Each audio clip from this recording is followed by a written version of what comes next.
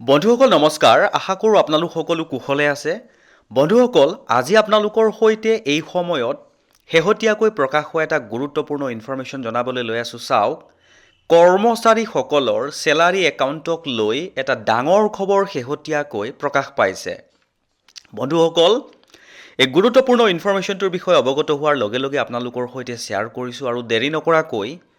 এই ইনফৰমেশ্যনটোৰ পাছৰ আপোনালোকৰ সন্মুখত আনিবলৈ লৈ আছোঁ চাওক সকলো কৰ্মচাৰীৰ বাবে শেহতীয়াকৈ প্ৰকাশ হৈছে এই ডাঙৰ খবৰটো বন্ধুসকল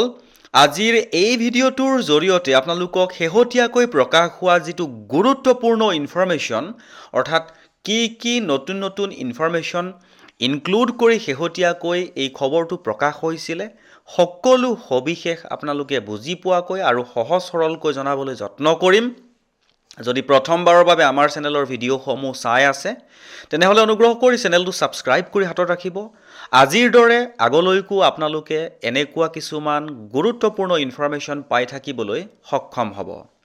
লগতে বেল আইকনটো যদি দবাই ৰাখে তেতিয়াহলে আমাৰ চেনেলত ভিডিঅ' দিয়াৰ লগে লগে আপোনালোকে জানিবলৈ সক্ষম হ'ব তে বন্ধুসকল এতিয়া আহিছোঁ যিটো শেহতীয়াকৈ প্ৰকাশ হৈছিলে যিটো গুৰুত্বপূৰ্ণ ইনফৰমেশ্যন আপোনালোকৰ সন্মুখত জনাবলৈ লৈ আছোঁ চাওক যিটো কৰ্মচাৰীসকলৰ চেলাৰী একাউণ্টক লৈ প্ৰকাশ হৈছিলে অৰ্থ সেৱা বিভাগ অৰ্থাৎ ডিপাৰ্টমেণ্ট অফ ফাইনেন্সিয়েল ছাৰ্ভিচ অৰ্থ মন্ত্ৰণালয়ে পাব্লিক ছেক্টৰ বেংকৰ সহযোগিতাত কেন্দ্ৰীয় চৰকাৰী কৰ্মচাৰীৰ বাবে কম্পোজিট চেলাৰী একাউণ্ট পেকেজ আৰম্ভ কৰিছে এটা গুৰুত্বপূৰ্ণ ইনফৰমেশ্যন বুলি ক'ব পাৰি এই সময়ত চৰকাৰী কৰ্মচাৰীসকলৰ বাবে এই চেলাৰী একাউণ্টটো কেন্দ্ৰীয় চৰকাৰী কৰ্মচাৰীসকলক বেংকিং আৰু বীমাৰ সুবিধাসমূহ একোটা একাউণ্টতেই আৰ্থিক সমাধান অৰ্থাৎ ওৱান ষ্টপ ফাইনেন্সিয়েল সলিউশ্যন প্ৰদান কৰিব নিশ্চয়কৈ গম পাইছে এটা গুৰুত্বপূৰ্ণ ইনফৰমেশ্যন কৰ্মচাৰীসকলৰ বাবে প্ৰকাশ পাইছে বিশেষকৈ কৰ্মচাৰীসকলৰ যিটো চেলাৰী একাউণ্ট সেইটো কম্পোজিট চেলাৰী একাউণ্ট পেকেজ হিচাপে নতুনকৈ এটা স্কিম আৰম্ভ কৰা হ'ব আৰু এই গুৰুত্বপূৰ্ণ ইনফৰমেশ্যনটো প্ৰকাশ হৈছিলে 14 জানুৱাৰী 2026 চনৰ 14 জানুৱাৰীত তে বন্ধুসকল আপোনালোকৰ সন্মুখত ইয়াৰ ভিতৰৰ যিখিনি গুৰুত্বপূৰ্ণ ইনফৰমেশ্যন জনাবলৈ লৈ আছোঁ চাওক উদ্যোগৰ উদ্দেশ্য আৰু আৰম্ভণি কেন্দ্ৰীয় চৰকাৰী কৰ্মচাৰীসকলৰ আৰ্থিক সুস্থতা আৰু সামাজিক সুৰক্ষা শক্তিশালী কৰাৰ উদ্দেশ্যে ডিএফএছে পাব্লিক ছেক্টৰ বেংকসমূহক এই কম্পোজিট চেলাৰী একাউণ্ট পেকেজ আৰম্ভ কৰিবলৈ পৰামৰ্শ দিছে এই পেকেজটো আজি আনুষ্ঠানিকভাৱে উদ্বোধন কৰে ডিএফএছৰ সচিব শ্ৰী এম নাগাৰাজুৱে উদ্বোধনী অনুষ্ঠানত উপস্থিত আছিল এছবিআইৰ চেয়াৰমেন সকলো নেশ্যনেলাইজ বেংকৰ এমডি আৰু সিইঅ সকল এনপিচিআইৰ সিইঅ ভিডিঅ' কনফাৰেন্সৰ জৰিয়তে ডিএফএছৰ জ্যেষ্ঠ বিষয়াসকল এই উদ্যোগ বিকশিত ভাৰত 2047 আৰু ইনস্যুৰেন্স ফৰ অল বাই 2047ৰ চৰকাৰী দৃষ্টিভংগীৰ সৈতে সামঞ্জস্যপূৰ্ণ ই গ্ৰুপ এ বি চি সকলো শ্ৰেণীৰ কেন্দ্ৰীয় চৰকাৰী কৰ্মচাৰীৰ বাবে সমান সহজ আৰু বিস্তৃত সুবিধা নিশ্চিত কৰাৰ বাবে বেংকসমূহৰ সৈতে পৰামৰ্শ কৰি প্ৰস্তুত কৰা হৈছে এটা গুৰুত্বপূৰ্ণ ইনফৰমেশ্যন যে কাষ্টমাৰসকলৰ অসুবিধাসমূহ দূৰ কৰিবলৈ চেলাৰী একাউণ্টৰ ওপৰত এইবাৰ চৰকাৰে যথেষ্ট গুৰুত্ব দিছে আৰু সেই মৰ্মেই এখন গুৰুত্বপূৰ্ণ বৈঠক আৰম্ভ হৈছিল আৰু সেই বৈঠকতেই কিছুমান কৰ্মচাৰীসকলৰ হওক বা গ্ৰাহকসকলৰ বাবে গুৰুত্বপূৰ্ণ সিদ্ধান্ত লোৱা হয় সকলো সবিশেষ আপোনালোকক জনাবলৈ যত্ন কৰিম কম্পোজিট চেলাৰী একাউণ্টৰ পেকেজসমূহৰ মূল অংশসমূহ হৈছে এই পেকেজটো তিনিটা খণ্ড আছে প্ৰথম খণ্ডটো হ'ল বেংকিং দ্বিতীয় খণ্ডটো হ'ল বীমা আৰু তৃতীয় খণ্ডটো হ'ল কাৰ্ডৰ সুবিধা অৰ্থাৎ একোটা একাউণ্টত আপোনালোকে যেতিয়া ধৰি লওক এছবিআই ইয়োনোটোৰ কথাই মই আপোনালোকক এটা উদাহৰণ দিছোঁ তাৰ ভিতৰতেই তিনিওটা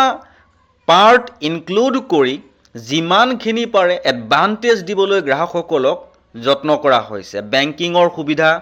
ইঞ্চুৰেঞ্চৰ সুবিধা আৰু কাৰ্ডৰ সুবিধা। ইয়াক কেন্দ্ৰীয় চৰকাৰী কৰ্মচাৰীৰ বাবে একোটা সম্পূৰ্ণ আৰ্থিক সমাধান হিচাপে অৰ্থাৎ ওৱান ষ্টপ প্লেটফৰ্ম হিচাপে গঢ়ি তোলা হৈছে। আৰু সুবিধাসমূহ হ'ল